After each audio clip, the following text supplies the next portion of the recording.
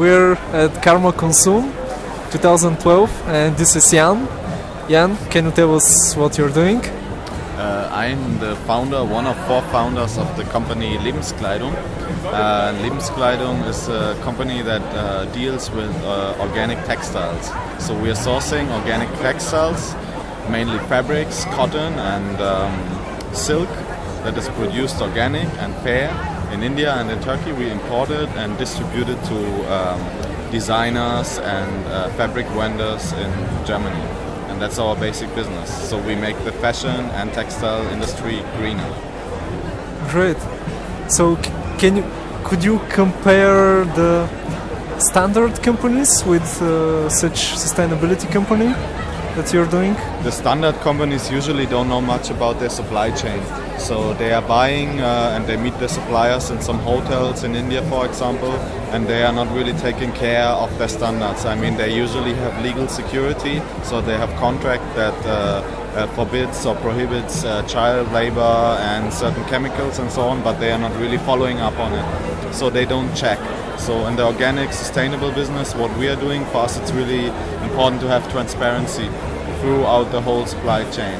So we know almost all of our suppliers personally, and we try to build long-term partnerships. And for us it's really important to not use, not to produce under circumstances that harm people or the environment. Well, great, so direct human connection.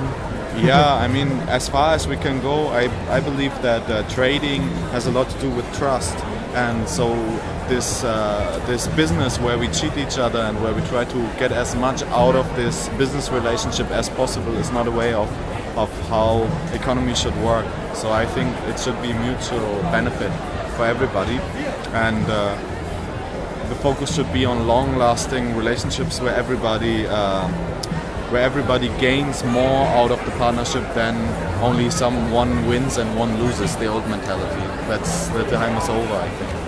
Definitely. Can you tell us some stories with the company, some success stories which you personally very liked?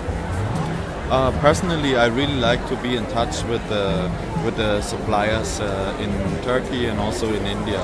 So when we go there, we have this nice connection of experiencing a different culture.